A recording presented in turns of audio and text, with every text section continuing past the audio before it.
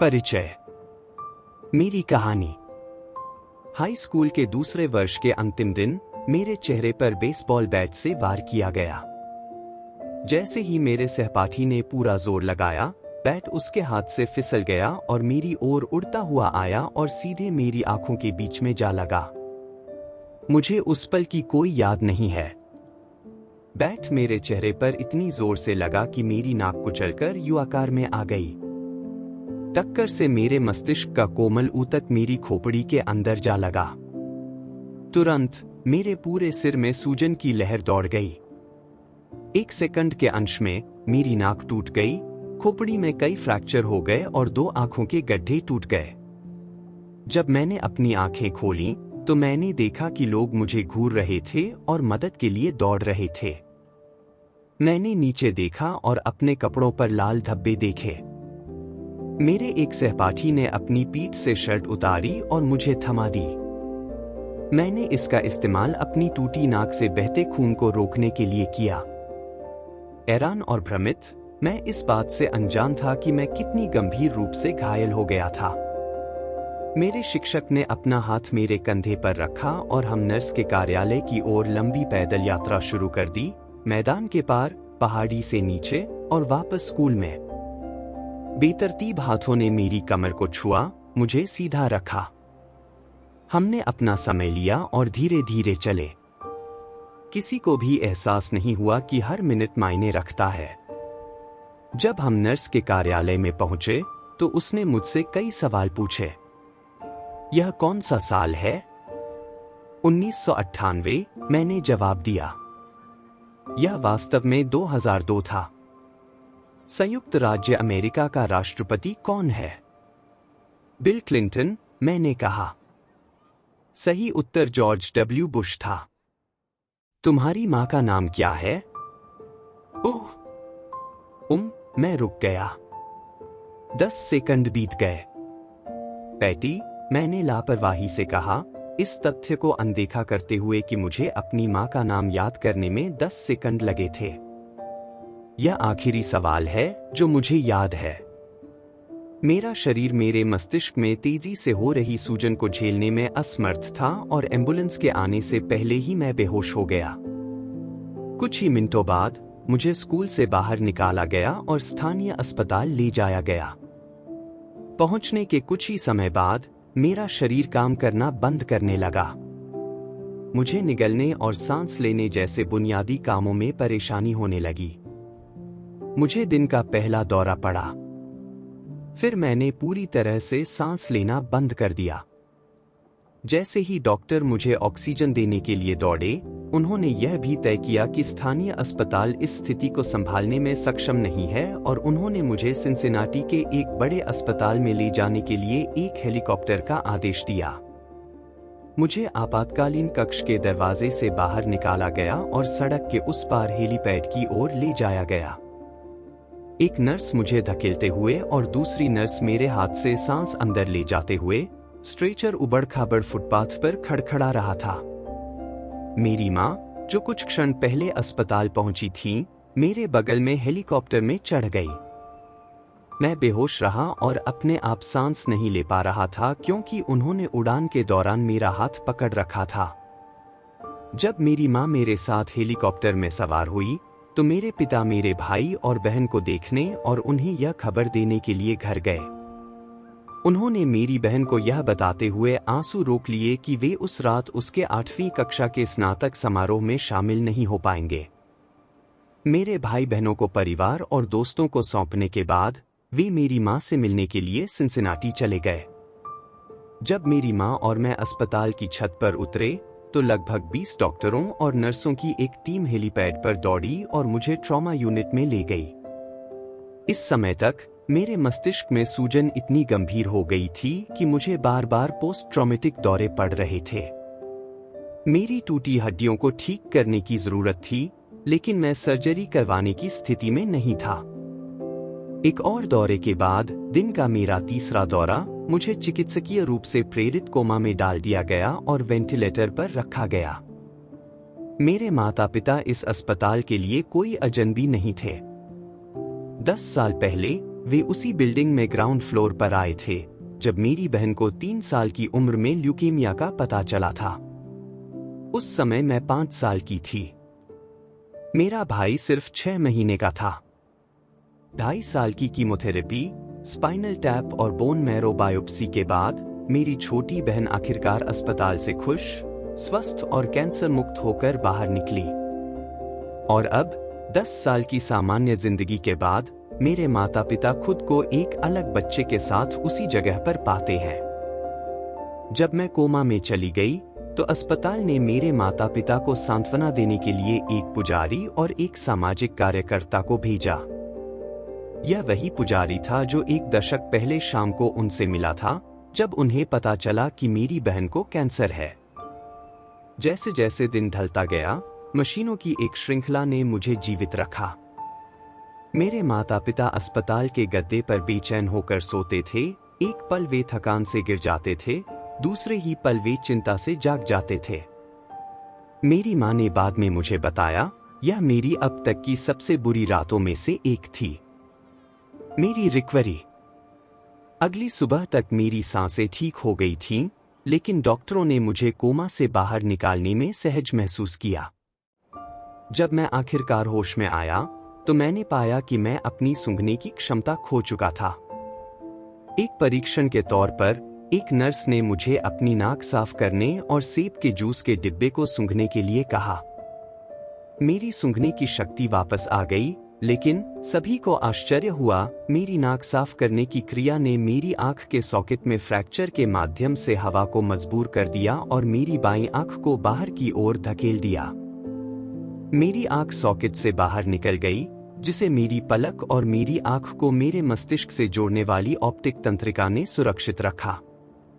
नेत्र रोग विशेषज्ञ ने कहा कि जैसे जैसे हवा बाहर निकलेगी, मेरी आंख धीरे धीरे अपनी जगह पर वापस आ जाएगी, लेकिन यह बताना मुश्किल था कि इसमें कितना समय लगेगा। 1 सप्ताह बाद मेरी सर्जरी होनी थी, जिससे मुझे ठीक होने के लिए कुछ अतिरिक्त समय मिल जाएगा।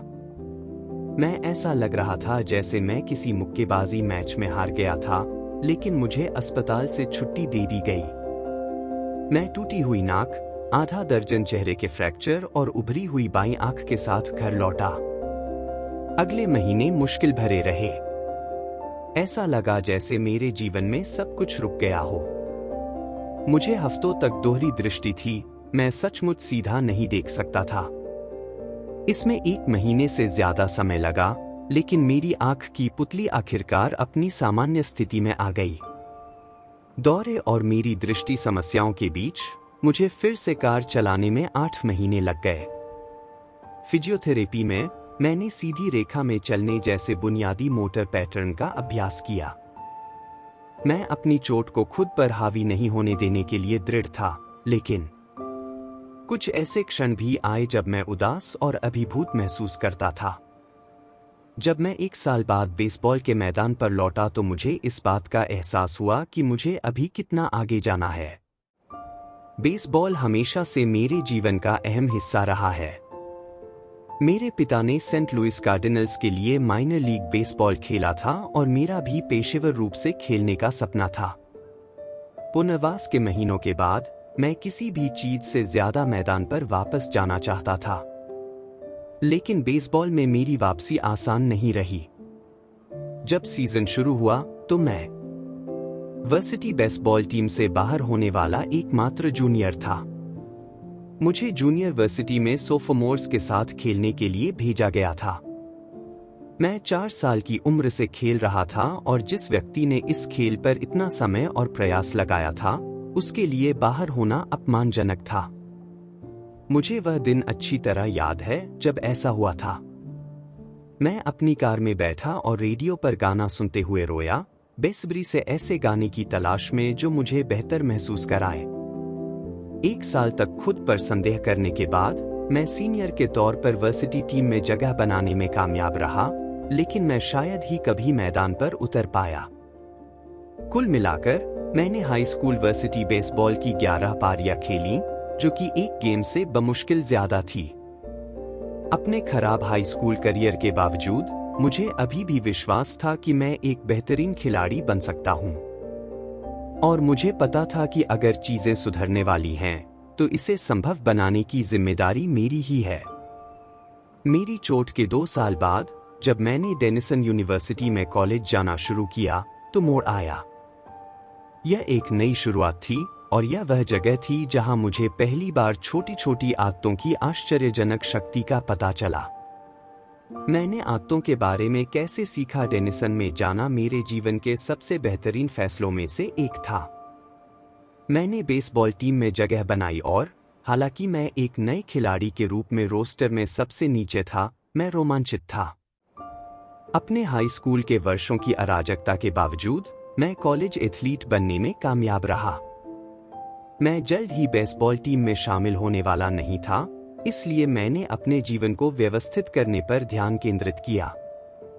जबकि मेरे साथी देर तक जागते रहे और वीडियो गेम खेलते रहे, मैंने अच्छी नींद की आदतें विकसित की और हर रात जल्दी सो गया। कॉलेज के छात्रावास की गंदी दुनिया में मैंने अपने कमरे को साफ सुथरा रखने का ध्यान रखा। ये सुधार मामूली थे, लेकिन उन्होंने मुझे अपने जीवन पर नियंत्रण का एहसास दिलाया। मैं फिर से आत्मविश्वास महसूस करने लगा और खुद पर यह बढ़ता विश्वास कक्षा में भी दिखाई दिया, क्योंकि मैंने अपनी अध्ययन आदतों में सुधार किया और अपने पहले वर्ष में सीधे अ ग्रेड प्राप्त करने में कामयाब रहा। आदत एक दिनचर्या या व्यवहार है जो नियमित रूप से किया जाता है और कई मामलों में स्वचालित रूप से। जैसे जैसे प्रत्येक सेमेस्टर बीतता गया, मैंने छोटी छोटी लेकिन लगातार आदतें जमा की, जिससे अंततः ऐसे परिणाम सामने आए जिनकी मैंने शुरुआत में कल्पना भी नहीं की थी। उदाहरण के लिए, अपने जीवन में पहली बार मैंने प्रति सप्ताह कई बार वजन उठाने की आदत बनाई और उसके बाद के वर्षों में मेरा 6 फुट 4 इंच का शरीर 170 पाउंड से बढ़कर 200 पाउंड का हो गया। जब मेरा सोफोमोर सीजन आया तो मुझे पिचिंग स्टाफ में शुरुआती भूमिका मिली।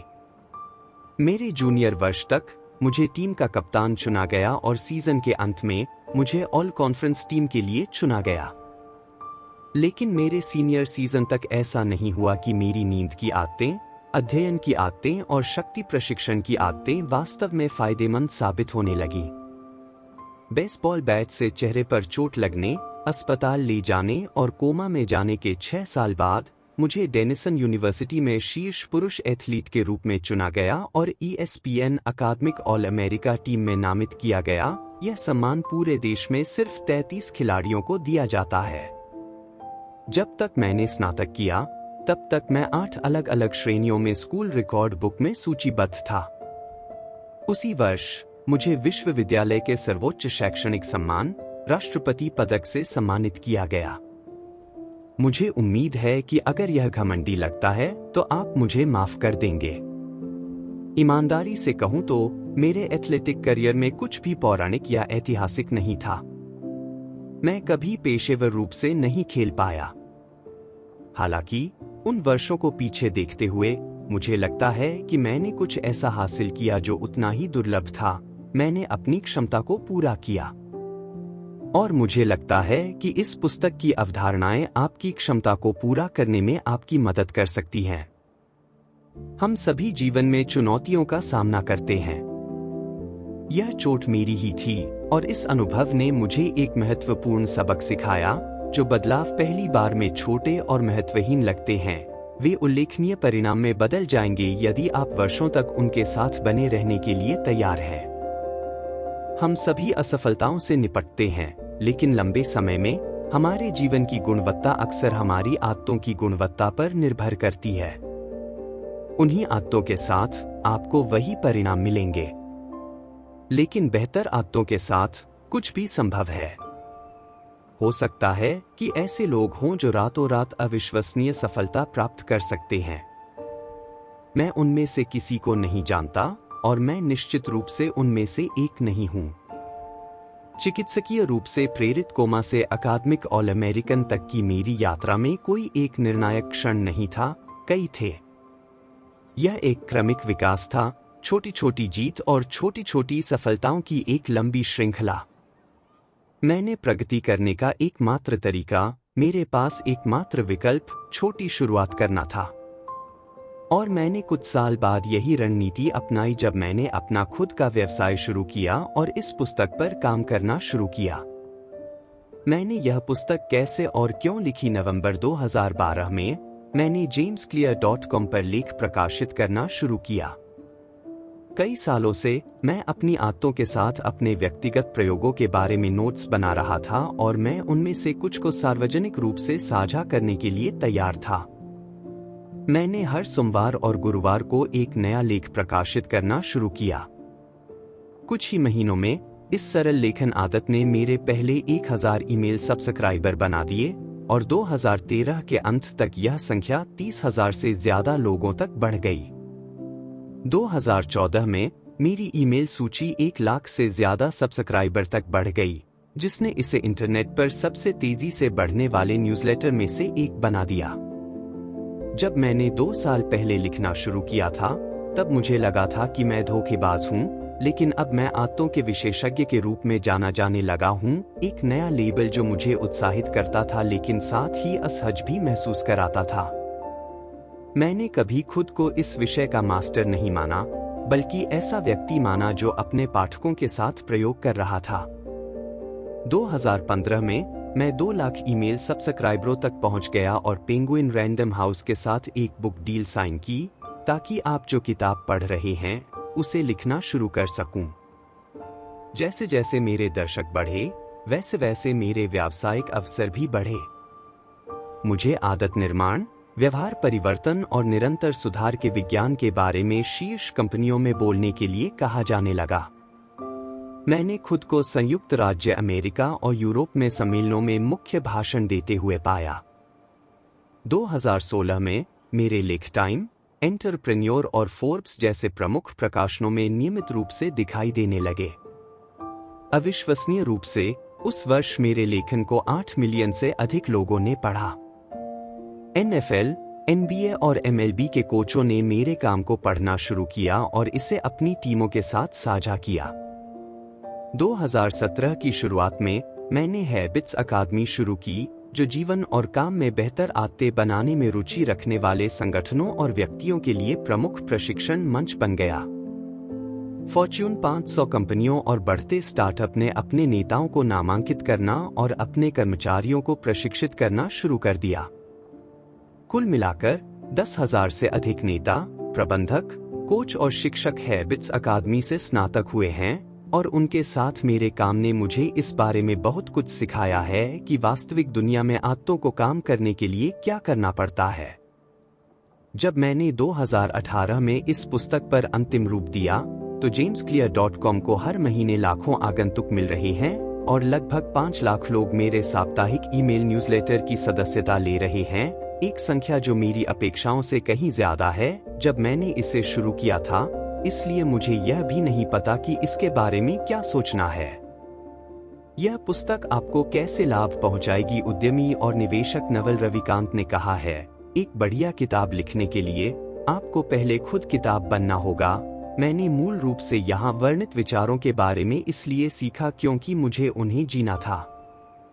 मुझे अपनी चोट से उबरने, जिम में मजबूत होने, मैदान पर उच्च स्तर पर प्रदर्शन करने, लेखक बनने, सफल व्यवसाय बनाने और बस एक जिम्मेदार वयस्क बनने के लिए छोटी छोटी आदतों पर निर्भर रहना पड़ा। छोटी छोटी आदतों ने मुझे अपनी क्षमता को पूरा करने में मदद की और जब से आपने यह पुस्तक उठाई है, मुझे लगता है कि आप भी अपनी क्षमता को पूरा करना चाहेंगे। आगे आने वाले पन्नों में मैं बेहतर आदतें बनाने के लिए एक कदम दर कदम योजना साझा करूंगा, दिनों या हफ्तों के लिए नहीं, बल्कि जीवन भर के लिए। जबकि विज्ञान मेरे द्वारा लिखी गई हर चीज का समर्थन करता है, यह पुस्तक एक अकादमिक शोध पत्र नहीं है, यह एक संचालन मैनुअल है। आपको ज्ञान और व्यावहारिक सलाह सामने और केंद्र में मिलेगी, क्योंकि मैं अपनी आदतों को बनाने और बदलने के विज्ञान को इस तरह से समझाता हूं कि इसे समझना और लागू करना आसान हो। जिन क्षेत्रों से मैं प्रेरणा लेता हूं, जीव विज्ञान, तंत्रिका विज्ञान, दर्शन, मनोविज्ञान और बहुत कुछ, वे कई वर्षों से मौजूद हैं। मैं आपको उन बेहतरीन विचारों का संश्लेषण प्रदान करता हूं जिन्हें बुद्धिमान लोगों ने बहुत पहले ही समझ लिया था और साथ ही वैज्ञानिकों ने हाल ही में जो सबसे सम्मोहक खोजें की हैं। मुझे उम्मीद है कि मेरा योगदान उन विचारों को खोजना है जो सबसे ज्यादा मायने रखते हैं और उन्हें इस तरह से जोड़ना है जो अत्यधिक व्यावहारिक हो। इन पन्नों में जो भी समझदारी भरा है उसका श्रेय आपको उन कई विशेषज्ञों को देना चाहिए जो मुझसे पहले आए हैं। कोई भी मूर्खतापूर्ण बात मान ले कि यह मेरी गलती है। इस पुस्तक की रीढ़ आदतों का मेरा 4 चरणीय मॉडल है: संकेत, लालसा, प्रतिक्रिया और इनाम, और व्यवहार परिवर्तन के 4 नियम जो इन चरणों से विकसित होते हैं। मनोविज्ञान की पृष्ठभूमि वाले पाठक इनमें से कुछ शब्दों को ऑपरेटिव कंडीशनिंग से पहचान सकते हैं, जिसे सबसे पहले 1930 के दशक में B.F. स्किनर द्वारा उत्तेजना, प्रतिक्रिया, इनाम के रूप में प्रस्तावित किया गया था और हाल ही में चार्ल्स डुहिग द्वारा द पावर ऑफ हैबिट में संकेत, दिनचर्या, इनाम के रूप में लोकप्रिय किया गया है। स्किनर जैसे व्यवहार वैज्ञानिकों ने महसूस किया कि यदि आप सही इनाम या दंड देते हैं तो आप लोगों को एक निश्चित तरीके से कार्य करने के लिए मजबूर कर सकते हैं। लेकिन स्किनर के मॉडल ने यह समझाने में बहुत बढ़िया काम किया कि बाहरी उत्तेजनाएं हमारी आदतों को कैसे प्रभावित करती हैं, लेकिन इसमें इस बात की अच्छी व्याख्या नहीं थी कि हमारे विचार, भावनाएं और विश्वास हमारे व्यवहार को कैसे प्रभावित करते हैं। आंतरिक स्थितियां, हमारे मूड और भावनाएं भी मायने रखती हैं। हाल के दशकों में वैज्ञानिकों ने हमारे विचारों, भावनाओं और व्यवहार के बीच संबंध निर्धारित करना शुरू कर दिया है। इस शोध को भी इन पृष्ठों में शामिल किया जाएगा। कुल मिलाकर मैं जो रूपरेखा प्रस्तुत करता हूं वह संज्ञानात्मक और व्यवहार विज्ञान का एक एकीकृत मॉडल है। मेरा मानना है कि यह मानव व्यवहार के पहले मॉडलों में से एक है जो हमारी आदतों पर बाहरी उत्तेजनाओं और आंतरिक भावनाओं के प्रभाव को सटीक रूप से बताता है। हालांकि कुछ भाषाएं परिचित हो सकती हैं, मुझे विश्वास है कि विवरण और व्यवहार परिवर्तन के 4 नियमों के अनुप्रयोग आपकी आदतों के बारे में सोचने का एक नया तरीका प्रदान करेंगे। मानव व्यवहार हमेशा बदलता रहता है, परिस्थिति दर परिस्थिति, पल दर पल, सेकंड दर सेकंड। लेकिन यह किताब उस बारे में है जो नहीं बदलती। यह मानव व्यवहार के मूल सिद्धांतों के बारे में है। वे स्थायी सिद्धांत जिन पर आप साल दर साल भरोसा कर सकते हैं। वे विचार जिनके इर्द गिर्द आप व्यवसाय बना सकते हैं, परिवार बना सकते हैं, जीवन बना सकते हैं। बेहतर आदतें बनाने का कोई एक सही तरीका नहीं है, लेकिन यह पुस्तक मेरे द्वारा ज्ञात सबसे अच्छा तरीका बताती है, एक ऐसा दृष्टिकोण जो प्रभावी होगा चाहे आप कहां से शुरू करें या आप क्या बदलने की कोशिश कर रहे हों। मैं जिन रणनीतियों को कवर करता हूं, वे किसी भी व्यक्ति के लिए प्रासंगिक होंगी जो सुधार के लिए चरण दर चरण प्रणाली की तलाश कर रहा है, चाहे आपका लक्ष्य स्वास्थ्य, पैसा, उत्पादकता, रिश्ते या उपरोक्त सभी पर केंद्रित हो। जब तक मानवीय व्यवहार शामिल है, यह पुस्तक आपकी मार्गदर्शक होगी।